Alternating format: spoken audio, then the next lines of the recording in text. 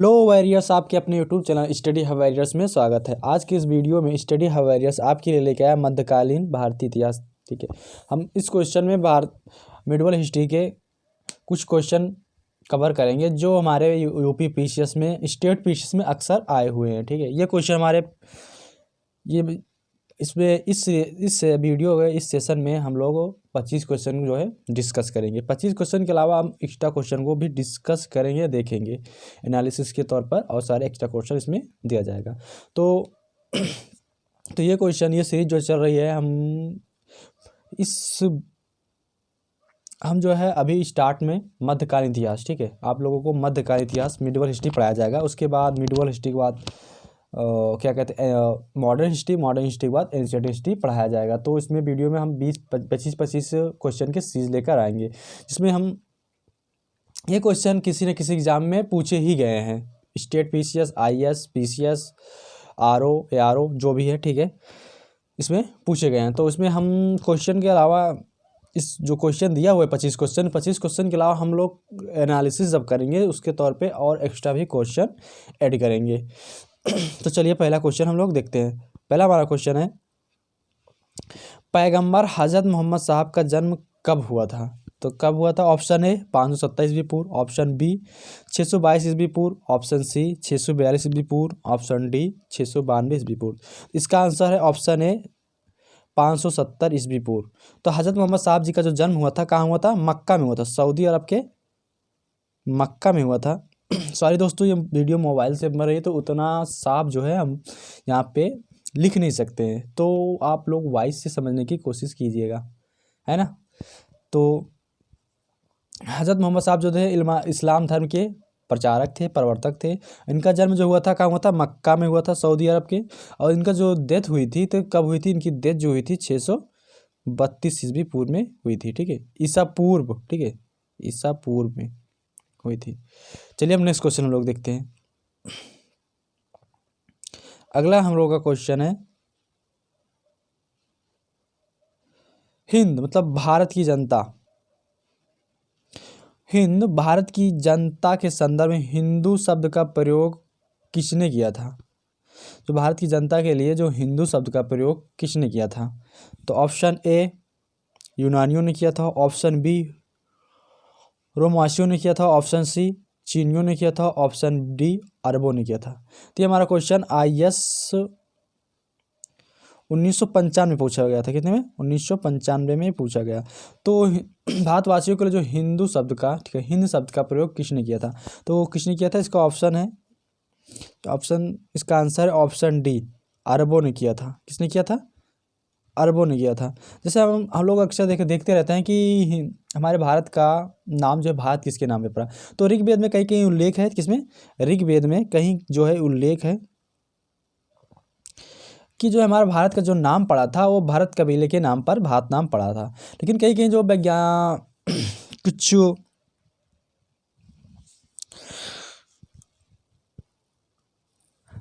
तब कुछ विद्वानों का मतभेद है कि जो हमारे भारत का नाम ऋषभ देव के ज्येष्ठ पुत्र भरत के नाम पर जो हमारे देश का नाम भारत पड़ा था। अब देखो, ईरानियों ने इस देश को जो है हिंदुस्तान कहा था। हमारा पहला क्वेश्चन है, ये भी पूछता है कि हमारे जो भारत को किसने हिंदुस्तान कहा था? तो ईरानी जो थे, जो ईरानी लोग थे, कौन? ईरानी लोग थे, उन्होंने भारत को क्या कहा था? हिंदुस्तान कहा था। क्या कहा था? हिंदुस्तान बोला था।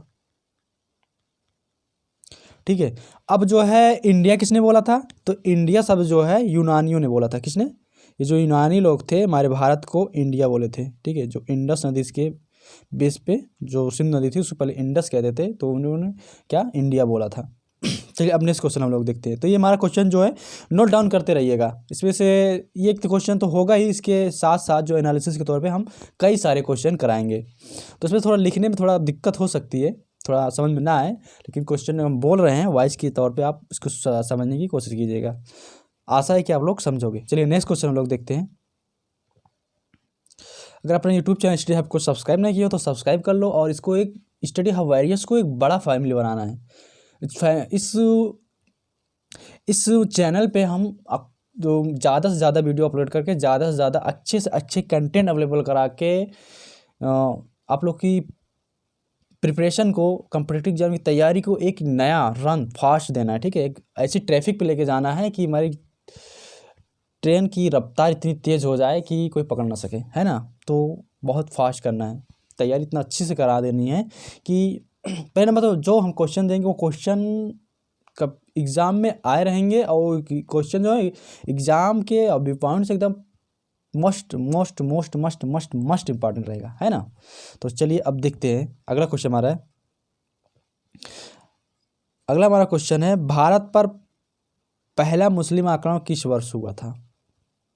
तो किस वर्ष हुआ था। ऑप्शन हमारा ए है 711, ऑप्शन बी 1013, ऑप्शन सी या 1191, ऑप्शन डी 1526। तो इसका आंसर बताइएगा आप लोग। इसका आंसर क्या होगा। इसका आंसर हमारा होगा ऑप्शन ए 711। तो 711 पे पहला मुस्लिम आक्रमण करने वाला जो सफल आक्रमण हुआ था तो मोहम्मद बिन कासिम था। कौन था। मोहम्मद बिन कासिम था। कौन था। कासिम था। मोहम्मद बिन कासिम पहला आक्रमण जो सफल आक्रमण किया था। उसके पहले भी जो है कई आक्रमण हुए थे अरब की साइड से। पहला आक्रमण जो हुआ था वो उबैदुल्ला किसके। उबैदुल्ला थे। उबैदुल्ला के नेतृत्व में हुआ था जो एक असफल था। उसके बाद भी एक अभियान दल भेजा गया था। वो दूसरा का जो अभियान दल था वो बुदैल के नेतृत्व में आया था। किसका। जो दूसरा का था वो हमारे बुदैल के नेतृत्व में आया था। अब इसके डेट तो नहीं पता है, लेकिन ये दो अभियान पहले भी आक्रमण के लिए भेजे जा चुके थे जो पराजित होकर लौट गए थे। वो सफल आक्रमण नहीं था। लेकिन जो तीसरा आक्रमण भेजा गया, जो हमारा तीसरा आक्रमण भेजा गया जो अरब के खलीफा थे अल हज्जाज, ठीक है। अल हज्जाज के जो भतीजा था मोहम्मद बिन कासिम जो बिन कासिम थे उनके नेतृत्व में भेजा गया। ये हमारा सफल आक्रमण था। अब इसमें देखते हैं कुछ, जब ये 712 में तो 711 में जब भेजा गया था तो उस समय जो है जो सिंध पे, कहाँ पे पहला आक्रमण किया था। इसने पहला आक्रमण अपना सिंध पे किया था। कहाँ पे। सिंध पर किया था। और सिंध पर उस समय जो राजा के शासन कौन करता तो वहाँ के जो शासक थे चच के जो पुत्र थे दाहिर। किसका। एक चच थे। चच के पुत्र थे दाहिर। किसका शासन था। दाहिर का शासन था। तो पूछ सकता है कि जब वो मोहम्मद बिन कासिम ने सिंध पर आक्रमण किया था 711 में तो उस समय किसका शासन था। चच के पुत्र दाहिर का शासन था। ये हमारा इसका उल्लेख कहाँ मिलता है। फारसी ग्रंथ चचनामा में। किसका। एक फारसी ग्रंथ है। कौन सा ग्रंथ है। फारसी ग्रंथ है। उस ग्रंथ का नाम क्या है। चचनामा। क्या है। चचनामा है, ठीक है। चचनामा में इसका उल्लेख मिलता है। चलिए अब हम लोग नेक्स्ट क्वेश्चन देखते हैं। तो हमारा अगला क्वेश्चन है, गजनी राजवंश का संस्थापक कौन था। गजनी राजवंश का जो संस्थापक था वो कौन था। तो इसका आप लोग बताइएगा। अल्पतगीन था, महमूद गजनवी था, ऑप्शन सी सेबुक्तगीन था, ऑप्शन डी अल हज्जाज था। तो बताइए इसका आंसर क्या है। तो इसका आंसर हमारा है ऑप्शन ए। कौन था। अल्पतगीन था। गजनी वंश का जो संस्थापक था अल्पतगीन था। जो महमूद गजनवी जो आया था इसिस के राजवंश से था। तो गजनी वंश का संस्थापक कौन था। अल्पतगीन था। गजनी वंश का अन्य नाम था। गजनी वंश का एक अन्य नाम भी था, ठीक है। गजनी वंश का एक अन्य नाम था जिसको हम यामीनी वंश के नाम से जानते हैं, ठीक है। किस नाम से जाना जाता था। यामीनी वंश, ठीक है। अल्पतगीन ने गजनी को अपना राजधानी तो बताया था, ठीक है।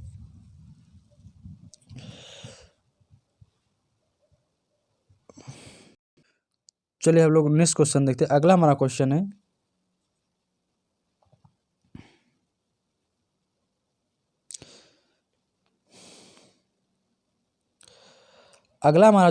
है, निम्न में से कौन चंदेल शासक था जो महमूद गजनवी से पराजित नहीं हुआ था। अगला पहला हमारा क्वेश्चन आंसर है ढंग। क्या ढंग था। चलिए ऑप्शन बी हमारा है Vidyadhar, option C Jayashakti, option D Prithviraj Chauhan. तो आप लोग बताइए इसका आंसर क्या होगा। तो इसका आंसर है ऑप्शन नंबर बी, क्या बी, जो जयशक्त जो विद्याधर थे, कौन, विद्याधर थे, माना जाता है कि वो जो है महमूद गजनवी से पराजित नहीं हुए थे। तो ये आक्रमण जो महमूद गजनवी जो चंदेल पर प्रथम आक्रमण था वो 1019 से 1020 के बीच में इन्होंने किया था। उस समय जो चंदेल वंश का शासक था विद्याधर था। कौन था? चंदेल वंश का शासक जो था विद्याधर था। तो वो जो है उस एरिया का शक्तिशाली जो है शासक माना जाता था। तो कौन था? विद्याधर था। ठीक है, अब और एक्स्ट्रा हम लोग क्वेश्चन देखते हैं। महमूद गजनवी के साथ एक इतिहासकार आया था। कौन इतिहासकार आया था? उसका नाम क्या था? उस इतिहासकार का नाम क्या था? उतबी था। क्या था? उतबी था। महमूद गजनवी के साथ जो इतिहासकार आया था वो कौन था? उतबी था। तो उतबी जो आया था उसने कुछ जो है ग्रंथ भी लिखे थे। तो उस ग्रंथ की हम बात करते हैं तो उसने किताबुल यामिनी, क्या किताबुल यामिनी, किताबुल यामिनी पहला ग्रंथ था उसका। उसका दूसरा जो ग्रंथ था तारीख यामिनी, क्या था? तारीख यामिनी था। तारीख ए यामिनी था। क्या था? तारीख यामिनी था। उस देखिए जो महमूद गजनवी थे उसके दरबार में इतिहासकार में उतबी ही नहीं था और कई सारे जो है थे। एक और फेमस जो इतिहासकार थे जिसका नाम था फरिश्ता। क्या था? सॉरी, फरिश्ता थे। कौन? फरिश्ता थे। अब फरिश्ता का भी एक फेमस जो है ग्रंथ था। उसने कौन से सा ग्रंथ लिखा था? तो फरिश्ता जो है क्या एक ग्रंथ था जो शाहनामा, क्या था? शाहनामा। तो भी पूछ सकता है शाहनामा किसकी जो है ग्रंथ थी, किसने लिखा था? तो फरिश्ता ने लिखा था। और फरिश्ता किसके दरबार का इतिहासकार था? महमूद गजनवी के इतिहासकार दरबार का इतिहासकार था। ठीक है, तो आप हम आशा है कि आप लोग अगर क्वेश्चन ये आएगा एग्जाम में तो आप लोग अच्छे से कर जाओगे, इसको गलत नहीं करोगे। तो और आगे भी देखते हैं हम। तो सॉरी दोस्तों, फरिश्ता ने शाहनामा नहीं लिखा। शाहनामा तो जो फिरदौसी ने लिखा था। किसने लिखा था? फिरदौसी। एक सेकंड, एक्सक्यूज मी। जो हमारा फरिश्ता था, जो फरिश्ता और उतबी और ये जो है हमारे क्या कहते हैं फिरदौसी, फरिश्ता, फिरदौसी, उतबी, ये सब हमारे किसके कहाँ किसके दरबार के इतिहासकार थे? महमूद गजनवी के। तो शाहनामा जो लिखा था फिरदौसी ने लिखा था। किसने लिखा था? फिरदौसी ने लिखा था।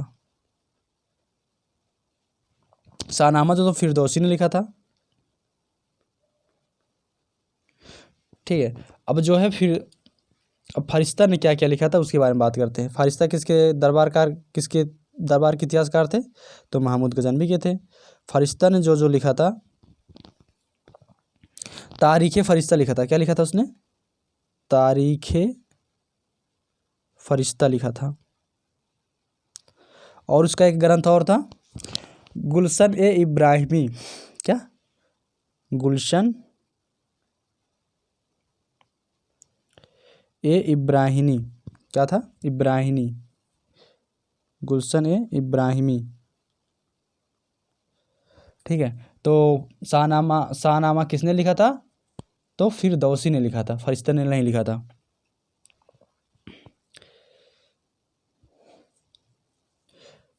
चलिए नेक्स्ट।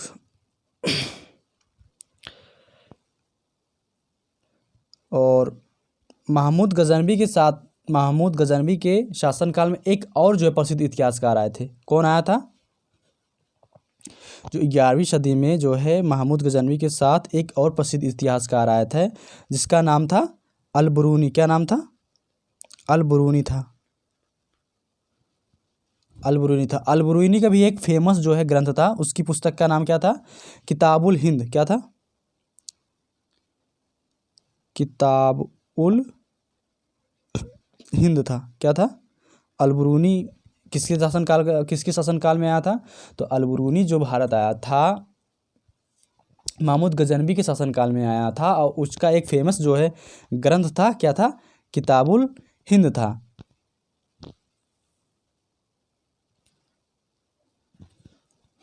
ये भी पूछ सकते हैं कि जो अलबरूनी जो आया था महमूद गजनवी के साथ कौन सी शताब्दी में आया था? 11वीं शताब्दी में आया था।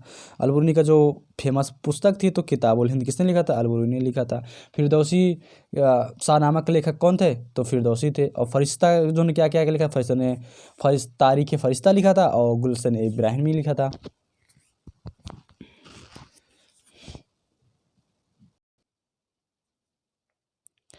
तो बात करते हैं अलबरूनी की। अलबरूनी जो था उसका जन्म वो कहाँ का रहने वाला था? वो खीवा ख्वारिज्म देश, जो अभी अब प्राचीन काल में, जहाँ प्राचीन काल में उसे ख्वारिज्म कहते थे, का जन्म ख्वारिज्म में 973 में हुआ था। अब उसे क्या कहते हैं? खीवा देश कहते हैं। खीवा से आया था वो। जो है उसके देखो, अलबरूनी जो इतिहासकार के साथ साथ वो खगोल विज्ञान, भूगोल, तर्कशास्त्र, औषधि विज्ञान, ठीक है, और गणित तथा धर्मशास्त्रों का वो ज्ञाता था।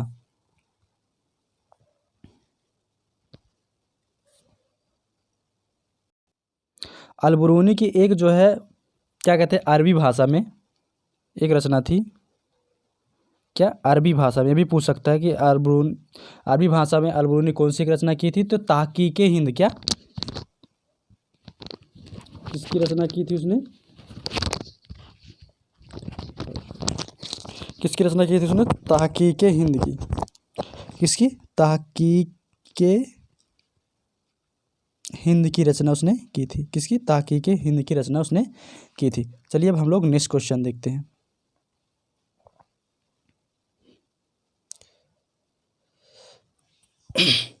अभी हम लोग ने बात किया था शाहनामा के लेखक जो फिरदौसी थे वो किसके दरबार से संबंधित थे? Sabuktigin, Mahmud Ghaznavi, Mohammad Ghori. Option B Mahmud Ghaznavi, option C Mohammad Ghori, option D Qutbuddin Aibak. तो किसके दरबार से संबंधित थे? तो महमूद गजनवी के दरबार से संबंधित थे।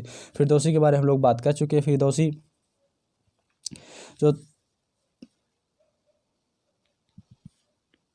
फिरदौसी का जो रचना है शाहनामा था, हम लोग इस बात की सके। चलिए अब नेक्स्ट क्वेश्चन हम लोग देखते हैं।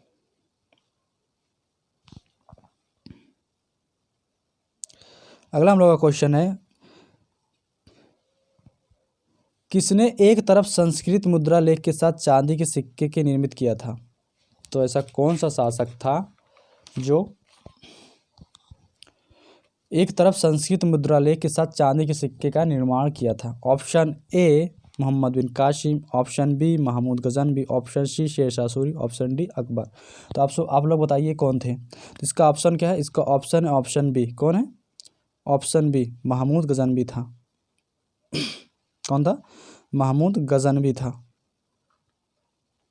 जिसने अपने सिक्के पे एक तरफ जो है संस्कृत में लेख छप किया था। चांदी के सिक्कों को हम लोग क्या कहते थे? क्या कहा जाता था? दिरहम कहा जाता था। और इसका जो वजन था 3 ग्राम था उस वक्त। ठीक है, चलिए अब नेक्स्ट क्वेश्चन हम लोग देखते हैं। क्वेश्चन नंबर 8 हमारा है, मोहम्मद गौरी को सबसे पहले किसने पराजित किया था? ऑप्शन ए भीम सेकेंड ने, ऑप्शन बी पृथ्वीराज चौहान ने, ऑप्शन सी जयचंद ने, ऑप्शन डी बाबर ने। तो आप लोग बताइए किसने पराजित किया था इसको? तो इसका आंसर है ऑप्शन ए भीम द्वितीय ने पराजित किया था। 1178 में जो है मोहम्मद गौरी ने गुजरात पर आक्रमण किया था। कहाँ पर? गुजरात पर आक्रमण किया था। उस समय वहाँ का शासन कौन था? मूलराज द्वितीय था या भीम सेकेंड था? कौन? मूलराज द्वितीय भी आता है कह उल्लेख, या भीम जो सेकेंड भी आता था। उसकी एक माता थी, जो एक सासी माता के तौर पे उभरी, विधवा माँ का नाम था। उनका नाम क्या था? नायिका देवी था। क्या था? नायिका देवी था। सॉरी, इसको कर देते हैं। क्या नाम था उनका?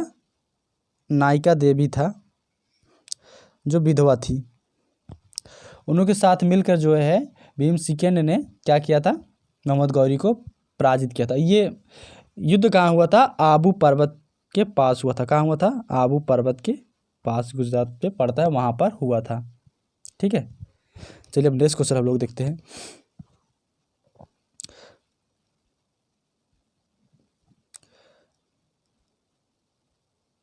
इस क्वेश्चन का आंसर बताइएगा।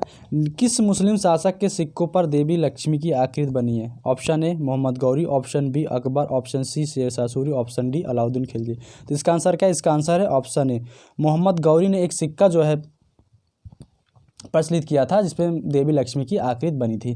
दूसरी तरफ कलमा लिखा था। अरबी में क्या लिखा था? अरबी में कलमा लिखा था। ठीक है, क्या लिखा था? कलमा लिखा था। अब यहाँ हम और कुछ बात करते हैं। जो मुस्लिम शक्ति शासक था, किस युद्ध में जो है, किस युद्ध से जो प्रभावी हुआ, उसका स्थापना हुआ? तो तराइन का सेकेंड युद्ध जो हुआ था, तराइन का द्वितीय युद्ध जो हुआ था, कौन सा? तराइन का जो द्वितीय युद्ध हुआ था, कब हुआ था? 1192 में, जिसमें पृथ्वीराज चौहान को गौरी ने क्या किया था? हराकर गद्दी स्थापित किया था, छीना था, लिया था। तो मुस्लिम शासक, जो मुस्लिम शक्ति थी, स्थापना हुई थी तराइन के द्वितीय युद्ध से मानी जाती है।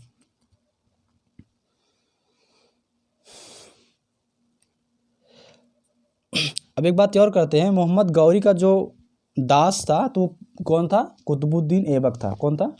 कुतुबुद्दीन। भी पूछते हैं तुम, गौरी का दास कौन था? कुतुबुद्दीन ऐबक था। कुतुबुद्दीन ऐबक को जो है मोहम्मद गौरी ने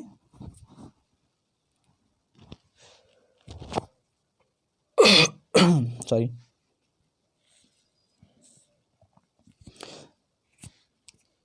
कुतुबुद्दीन ऐबक को लाख बख्श के नाम से भी जाना जाता है। ठीक है, कुतुबुद्दीन ऐबक को लाख बख्श के नाम से भी जाना जाता है।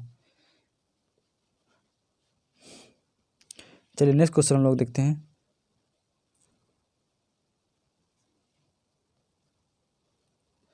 अगला हम लोग का क्वेश्चन है,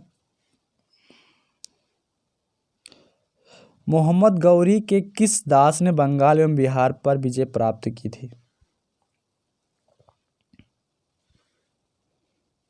चलिए बताइए। ऑप्शन है Qutbuddin Aibak, option B Iltutmish, option C Bakhtiyar Khilji, option D Jahangir. तो बताइए इसका आंसर क्या है? इसका आंसर है हमारा ऑप्शन सी बख्तियार खिलजी। कौन था? बख्तियार खिलजी था। चलिए अब इसके बारे में हम लोग बात कर लेते हैं।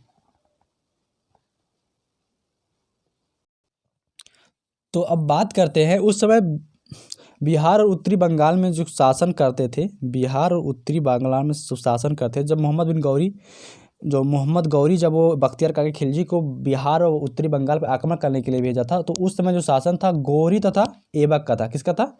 गौरी तथा ऐबक का था। गौरी और ऐबक का शासक था। इसी युद्ध में जो है बख्तियार जो खिलजी था, ये इसका नाम लेने से क्या बताएं, जो बख्तियार खिलजी था 1202 में, किसने? 1202 में नालंदा, कौन सी? नालंदा। जब बिहार उसने जीत लिया था, तो नालंदा एवं विक्रमशिला को तहस नहस कर उसकी राजधानी उदंतपुर पर कब्जा कर लिया था। किसने? जो नालंदा और विक्रमशिला विश्वविद्यालय था, उसको जलाने वाला जो शासक था तो यही था। कौन था? यही बख्तियार खिलजी ही था। 1202 में वहाँ पे इसको तहस नहस करके उसकी राजधानी उदंतपुर पर, उसकी राजधानी उस समय क्या थी? उदंतपुर पर कब्जा कर लिया था। किस पर? उदंतपुर पर कब्जा कर लिया था। चलिए नेक्स्ट क्वेश्चन देखते हैं।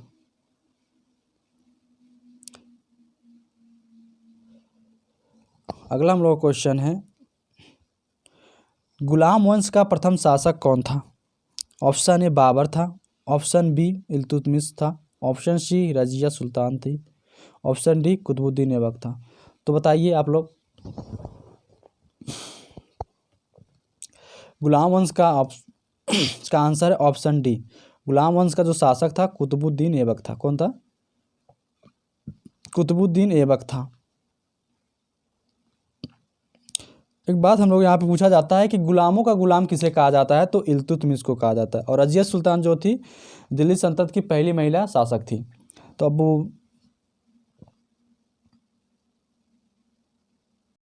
अब वहीं हम लोग बात करते हैं जो है कुतुबुद्दीन ऐबक के बारे में। कुतुबुद्दीन ऐबक जो था, ऐबक नाम क्या? ऐबक नाम का तुर्क जनजाति का था। वो इसका जो शासन काल था 1206 से 10 के बीच में था।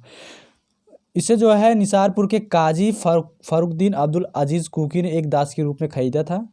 ठीक है, अब्दुल अजीज कुकी, अजीज पूरे आधा ही नाम लिखो, अजीज कुकी ने दास के रूप में खरीदा था, तो उससे जो है गौरी ने इसे दाफिन खरीदा था। तो बात करें तो अब कुतुबुद्दीन ऐबक की, तो इसे लाख बख्श के नाम से भी जाना जाता है। और एक क्वेश्चन ये भी पूछा जाता है, कुतुबुद्दीन ऐबक ने कभी सुल्तान की उपाधि नहीं धारण की थी। किसकी? सुल्तान की उपाधि नहीं धारण की थी। ये किस उपाधि पर था? ये मलिक, केवल मलिक और सिपा सलाहकार, किस पे?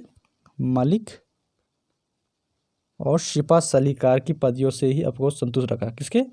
सिपा सलाहकार,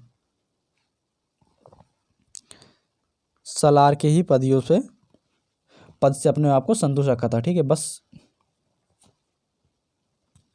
मोहम्मद गौरी ने इसे दास से कब मुक्ति पत्र प्राप्त किया था? तो 1208 में जो है इसे दास से मुक्ति पत्र प्रदान किया था। चलिए आप लोग हम नेक्स्ट क्वेश्चन देखते हैं।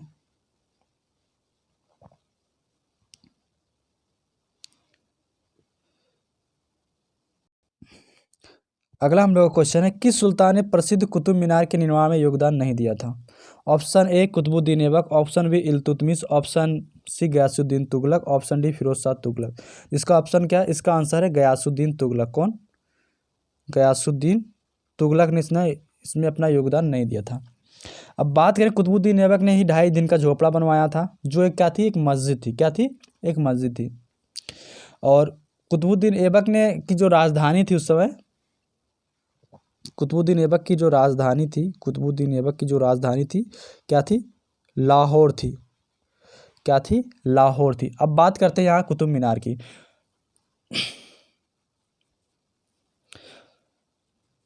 कुतुब मीनार की जो निर्माण का काम था, तो कुतुबुद्दीन ऐबक ने ही शुरू किया था। ठीक है, अभी किसके? तो कुतुबुद्दीन ऐबक ने शुरू किया था, और फिरोज शाह तुगलक के शासनकाल में इसकी चौथी मंजिल को काफ़ी हानि हुई थी। क्या? बिजली गिरने से इसकी हानि हुई थी, तो फिरोज शाह तुगलक ने मंजिल के चौथी मंजिल के स्थान पर 2 मंजिल, ठीक है, फिरोज शाह जो तुगलक थे, ये चौथी मंजिल के स्थान पर 2 मंजिल का निर्माण करवाया था। ठीक है, तो 5 मंजिल का निर्माण कराया था। तो इसमें गयासुद्दीन तुगलक का कोई योगदान नहीं था। वहीं हम बात करें तो प्रसिद्ध कुतुब मीनार जो कुतुब मीनार था, तो बख्तियार काकी खिलजी के नाम, जो कुतुबुद्दीन ऐबक बख्तियार काकी खिलजी के समकालीन था, उन्हीं के नाम पर ये कुतुब मीनार बनाया था। तो वही बात करते हैं हम फरिश्ता जो है किसके दरबार के इतिहासकार थे? तो कुतुबुद्दीन ऐबक के दरबार के इतिहासकार थे। तो फरिश्ता ने उसे कुरान खां, ठीक है, उसे लाख बख्श कुरान खां के नाम से भी जाना जाता था। अब बात करें वही कुतुबुद्दीन ऐबक ने जो है दिल्ली में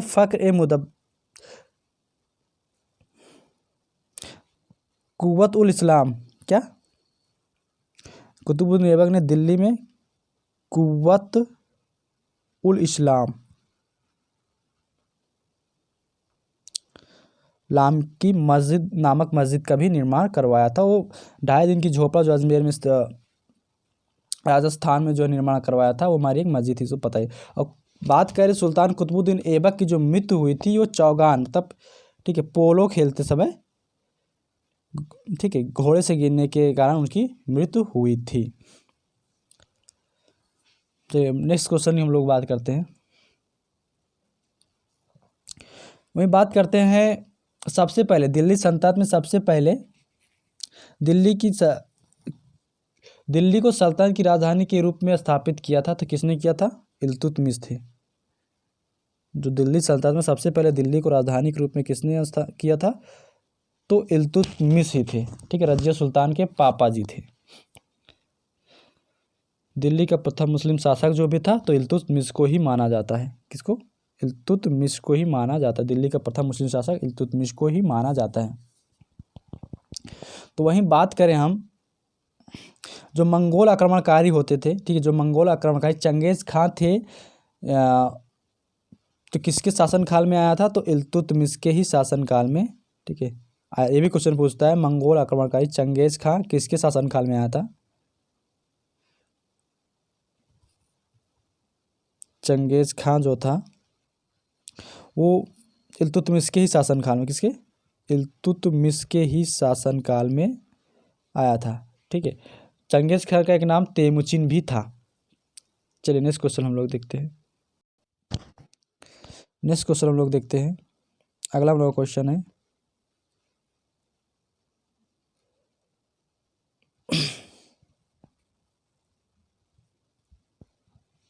तो क्वेश्चन हम हो चुका है हम लोगों का, हम बता दिए हैं। तो क्वेश्चन हमारा है, निम्नलिखित में से किस सुल्तान ने दिल्ली को सल्तनत की राजधानी के रूप में स्थापित किया था? Option A Qutbuddin Aibak, option B Iltutmish, option C Razia, option D Babur. तो ऑप्शन इसका आंसर क्या है? ऑप्शन बी इल्तुतमिश ही थे। कौन थे? इल्तुतमिश ही थे। ठीक है।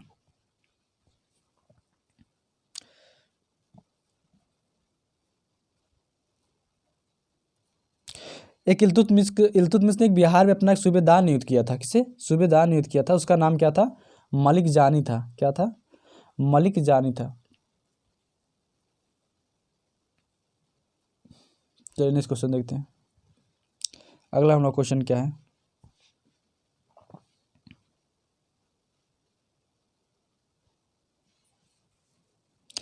तेरह वाला हो गया है। अगला क्वेश्चन है ये हमारा, इल्तुतमिश ने बिहार में अपना प्रथम सूबेदार किसे नियुक्त किया था? तो मलिक जानी को इसने नियुक्त किया था।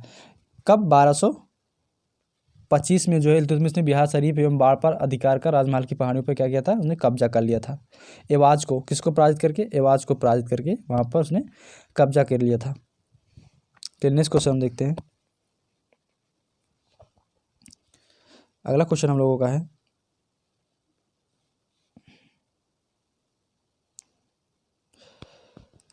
अगला क्वेश्चन हम लोग रजिया बेगम को सत्याच्युत, ठीक है, पद से हटाने में किसका हाथ था? ऑप्शन ए अफगानों का, ऑप्शन बी मंगोलों का, ऑप्शन सी तुर्कों का, ऑप्शन डी अरबों का। तो इसका आंसर क्या है? इसका ऑप्शन सी है, तुर्कों का हाथ था। किसका था? तुर्कों का था। उन्होंने क्या किया था? षड्यंत्र रचा था, जो रजिया बेगम को पद से हटाने के लिए, सुल्तान पद से हटाने के लिए भटिंडा के गवर्नर मलिक अल्तुनिया के नेतृत्व में रजिया के सुल्तान में क्या विरुद्ध होकर उसे सत्ता से हटाया गया था। किसके कहाँ के गवर्नर थे? भटिंडा के गवर्नर थे। भटिंडा के एक गवर्नर थे, उनका नाम क्या था? मलिक अल्तुनिया। क्या था? मलिक अल्तुनिया के विद्रोह में करके उसे हटाया गया था। मलिक अल्तुनिया। ठीक है। कौन थे? भटिंडा के गवर्नर जनरल थे मलिक अल्तुनिया के नेतृत्व में रजिया के सुल्तान रजिया सुल्तान के विरुद्ध विद्रोह होकर उसे हटाया गया था। चलिए नेक्स्ट क्वेश्चन हम लोग देखते हैं। अगला हम लोग का क्वेश्चन है,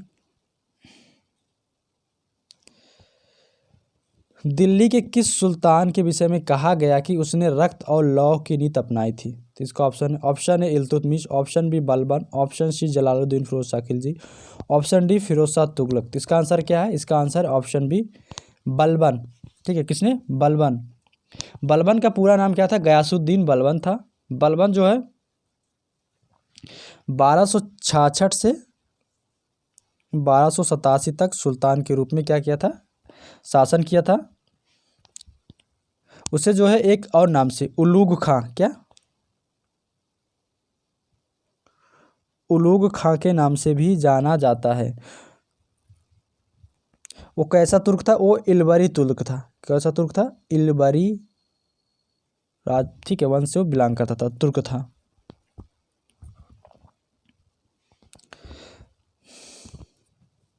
अब बात करें जो है, एक क्वेश्चन आता है, जो ईसाइयों का जो फारसी त्यौहार होता है, ठीक है, फारसियों का जो नौरोज़ त्यौहार को किसने आरंभ किया था? तो बलबन ने। नौरोज़ त्यौहार जो है आरंभ करने वाला कौन सा शासक था? तो बलबन ही था। कौन था? बलबन ही था।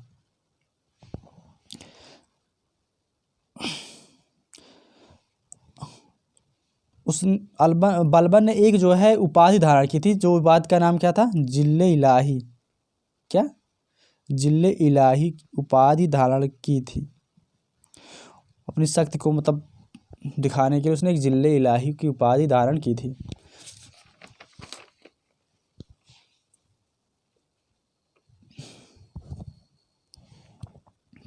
चलिए नेक्स्ट क्वेश्चन देखते हैं लोग।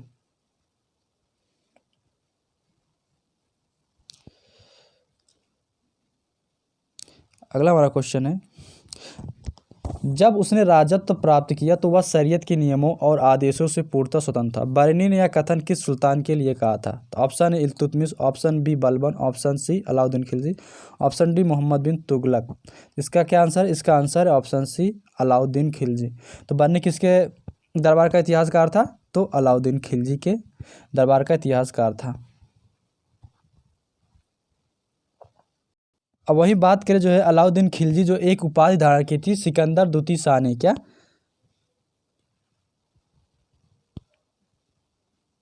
सिकंदर द्वितीय शाह की उपाधि धारण की थी। सिकंदर द्वितीय शाह की उपाधि धारण करने वाला कौन सुल्तान था? अलाउद्दीन खिलजी था।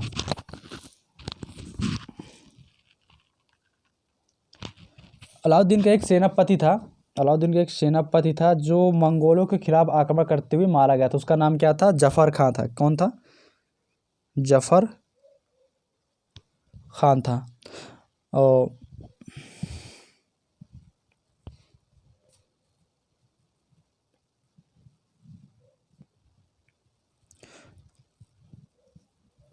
चलिए नेक्स्ट क्वेश्चन बात करते हैं।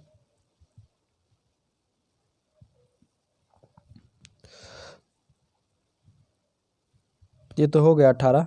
अलाउद्दीन खिलजी के प्रसिद्ध सेनापतियों में किसकी मंगोल के विरुद्ध लड़ते हुए मृत्यु हुई थी? Option A Zafar Khan, option B Nusrat Khan, option C Alp Khan, option D Ulugh Khan. तो इसका क्या है? तो ऑप्शन ए जफर खान थे। ठीक है।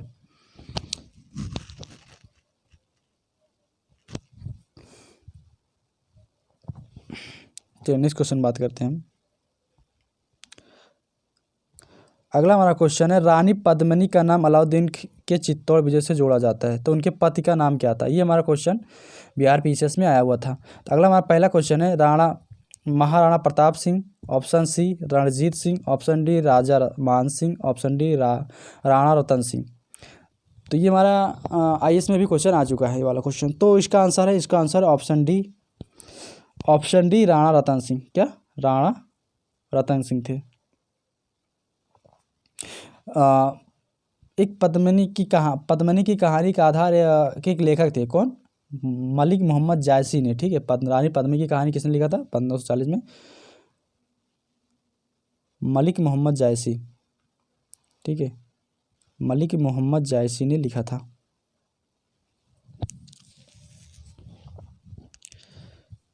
चलिए नेक्स्ट क्वेश्चन की हम लोग बात करते हैं। अगला हम लोग क्वेश्चन है, किस सुल्तान के काल में खालसा भूमि अधिक पैमाने में विकसित हुई? तो इसका option A Ghiyasuddin Balban, option B Alauddin Khilji, option C Mohammad bin Tughlaq, option D Firoz Shah Tughlaq. इसका ऑप्शन क्या है? इसका ऑप्शन बी अलाउद्दीन खिलजी। क्या?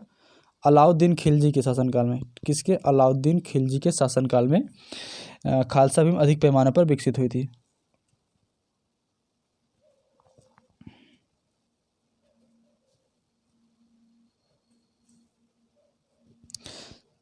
चलिए नेक्स्ट क्वेश्चन हम लोग देखते हैं। अगला हम लोग क्वेश्चन है, अगला क्वेश्चन है, घड़ी अथवा गृहकर कौन? घड़ी अथवा गृहकर लगाने वाला दिल्ली का प्रथम सुल्तान कौन था? Option A Balban, option B Alauddin Khilji, option C Mohammad bin Tughlaq, option D Firoz Shah Tughlaq. इसका आंसर क्या है? इसका आंसर है ऑप्शन बी अलाउद्दीन खिलजी। कौन? अलाउद्दीन खिलजी। अलाउद्दीन खिलजी जो है घड़ी अथवा गृहकर लगाने वाला दिल्ली का सुल्तान था। इसने बाजार सुधार नियंत्रण भी लागू किया था। बाजार सुधार नियंत्रण भी लागू किया था अलाउद्दीन खिलजी ने। ठीक है। इसने इससे पहली बार जो है मूल नियंत्रण पद्धति भी लागू किया था। कौन सी? मूल नियंत्रण पद्धति भी लागू किया था अलाउद्दीन खिलजी ने।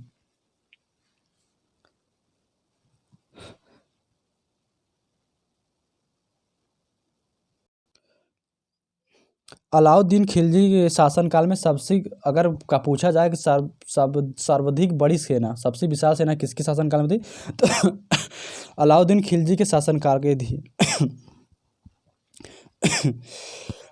सॉरी। और ये सैनिकों को नगद देने वाला प्रथम मुस्लिम शासक था। सैनिकों को नगद वेतन देने वाला प्रथम मुस्लिम शासक था। चलिए नेक्स्ट क्वेश्चन हम लोग बात करते हैं।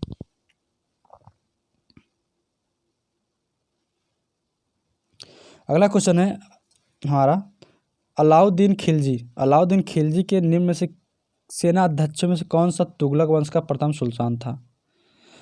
Option A Ghazi Malik, option B Malik Kafur, option C Zafar Khan, option B Ubaid Khan. तो इसका आंसर क्या है? इसका आंसर है ऑप्शन ए गाजी मलिक। कौन? गाजी मलिक था, जो आगे चल के गयासुद्दीन तुगलक बना, वही तुगलक वंश का संस्थापक था। कौन? गयासुद्दीन तुगलक। गयासुद्दीन तुगलक को ही गाजी मलिक के नाम से जाना जाता था, वही आगे चल के तुगलक वंश का संस्थापक बना। बात करें गयासुद्दीन तुगलक की, तो वो उसका तुगलक वंश की स्थापना की, और वो उसकी माता जो थी हिंदू जाट महिला थी, तब पिता एक कुरैन तुर्क था। इसकी माता की बात करें तो इसकी माता जो थी जाट थी, और पिता जो था करौना तुर्क था। कौन सा? करौना तुर्क था। और सबसे अधिक ठीक है, अगर दिल्ली सल्तनत में सबसे अधिक शासनकाल करने वाला, ठीक है, शासन चलाने वाला अगर कोई वंश था तो वो तुगलक वंश ही था। कौन सा? तुगलक वंश ही था। तो सर्वाधिक जो है दिल्ली सल्तनत पर राज करने वाला अगर कोई शासक था तो तुगलक वंश ही था।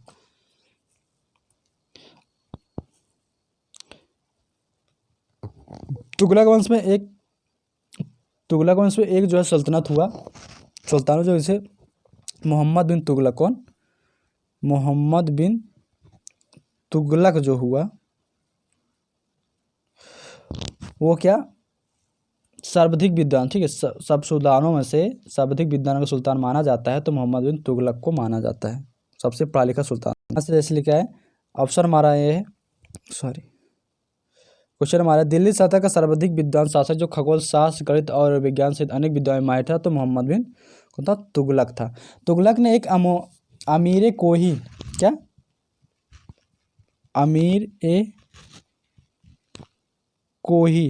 अमीर कोही नाम का क्या विभाग की स्थापना की थी, जो किससे संबंधित था? कृषि से थे। किससे था? कृषि की उन्नत से था। इस दिल्ली सुल्तानत में जो है कृषि का अलग विभाग स्थापित करने वाला अगर कोई सुल्तान था तो मोहम्मद बिन तुगलक था। इसने एक और विभाग की स्थापना की थी, दीवाने कोही। मोहम्मद बिन तुगलक की बात करें तो इसका शासनकाल जो था 1325 से 1351 के बीच में था। और मोहम्मद बिन तुगलक ही ऐसा शासक था जिसने अपनी राजधानी दिल्ली से दौलताबाद किया था। कहाँ से? दिल्ली से दौलताबाद जो ट्रांसफ़र करने वाला शासक कौन था? मोहम्मद बिन तुगलक ही ऐसा था।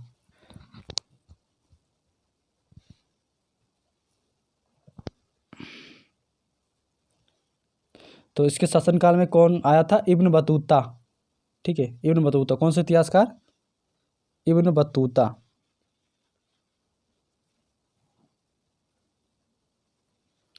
अगला हमारा क्वेश्चन है, दिल्ली के किस मुस्लिम शासक के निधन पर एक इतिहासकार ने कहा, राजा को प्रजा से मुक्ति मिली व उन्हें राजा से? तो इसका option A Balban, option B Mohammad bin Tughlaq,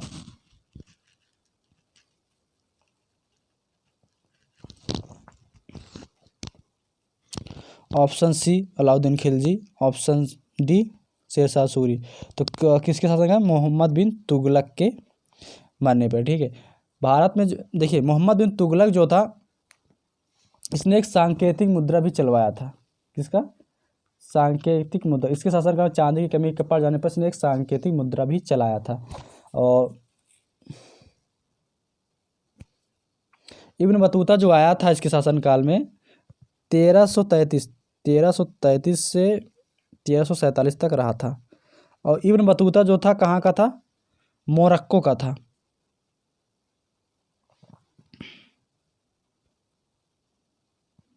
Ibn Battuta को उसने चीन भी भेजा था, ठीक है। उसकी एक किताब थी, उस किताब का नाम क्या था? किताबुल रहला। क्या? किताबुल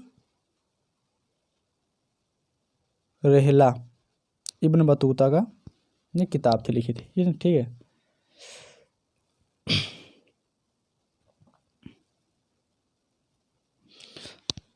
तो इसके शासनकाल में जो है डाक व्यवस्था की भी विवरण मिलता है। होली त्यौहार जो हमारा ये मोहम्मद बिन तुगलक था, ये होली त्यौहार में भी मनाता था, ठीक है। होली त्यौहार में भाग लेने वाला कोई सुल्तान था तो मोहम्मद बिन तुगलक था होली त्यौहार में, ठीक है। और नौरोज़ त्यौहार, फारसियों का जो नौरोज़ त्यौहार था तो बलबन था, और ये तो मैं मोहम्मद बिन तुगलक थे। चलिए नेक्स्ट क्वेश्चन की बात करते हैं हम। किस सुल्तान ने बेरोजगारों को रोजगार दिलवाया? तो option A Alauddin Khilji, option B Mohammad bin Tughlaq, option C Firoz Shah Tughlaq, option D Sher Shah Suri. तो इसका आंसर क्या है? इसका answer option B Firoz Shah Tughlaq. क्या? फिरोज शाह तुगलक।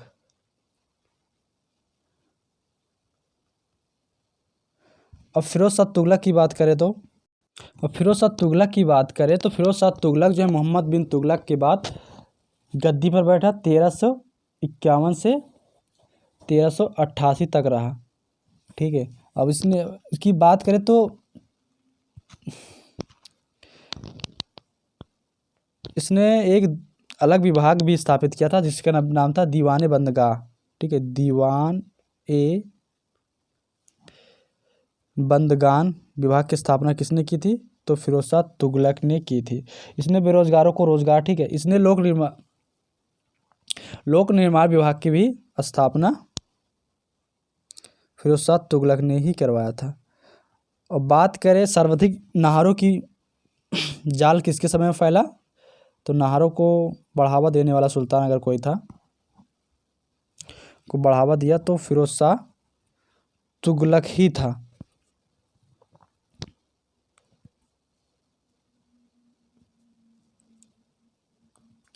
तो एक बात और है इसने, तो जजिया कर जो होता था हमारा, जो मोहम्मद बिन कासिम द्वारा पहले लगाया गया था, तो ब्राह्मणों पर जजिया कर लगाने वाला शासक कोई था तो फिरोज शाह तुगलक था। कौन था?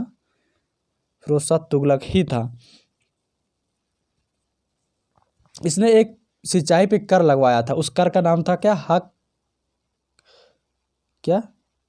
हक ए सर्व कर लगाने वाला शासक था तो फिरोज शाह तुगलक था। तो ये अगर एक क्वेश्चन और आता है, दासों का शौकीन सुल्तान कौन था? तो फिरोज शाह तुगलक था। फिरोज शाह तुगलक के शासनकाल में जो है सबसे ज़्यादा दास, ठीक है, 70 से 80 हज़ार के बीच में माना जाता है। सबसे ज़्यादा दास थे तो फिरोज शाह तुगलक के शासनकाल में थे। तो चलिए आज की वीडियो में बस इतना ही। अपने YouTube channel study hub warriors के साथ बने रहिए, मुस्कुराते रहिए, एक दूसरे से प्यार और स्नेह बनाए रखिए। अभी तक अगर आप चैनल सब्सक्राइब नहीं किए तो सब्सक्राइब कर लीजिएगा। इस पर ढेर सारी जो है यूपी पीसीएस, स्टेट पीसीएस से जितने सारे एग्ज़ाम होते हैं वो सारे आपको इस पर कवर करवाया जाएगा। एनटीपीसी रेलवे वन एग्ज़ाम तो ऑलरेडी चल ही रहे हैं, तो इसमें वो करवाया ही जाएगा, मैथ रीजनिंग जीएस वगैरह सारे। और हाँ, इसमें एनडीएस सीडीएस कि इंग्लिश को विशेष ध्यान रखा जाएगा। इस पर ग्रामर जो है थ्योरी प्लस प्रैक्टिस सेट और प्लस वोकैब इसमें करवाया जाएगा। तो इस अपने YouTube channel study hub warriors परिवार को एक बहुत बड़ा परिवार बनाने में योगदान दीजिए। ज़्यादा से ज़्यादा शेयर करिए, सब्सक्राइब करिए। और तो चलते मिलते हैं नेक्स्ट वीडियो में, तब तक के लिए मुस्कुराते रहिए, एक दूसरे प्यार से बनाए रखिए और प्रयास पास साफ सफाई रखिए। और हाँ, स्टडी हब परिवार वॉरियर्स को ना भूलिएगा और शेयर करते रहिएगा और अपने मंजिल को लेकर हमेशा एक्टिव रहिएगा। Thank you, best of luck. मिलते हैं नेक्स्ट वीडियो में, तब तक के लिए बाय, टेक केयर।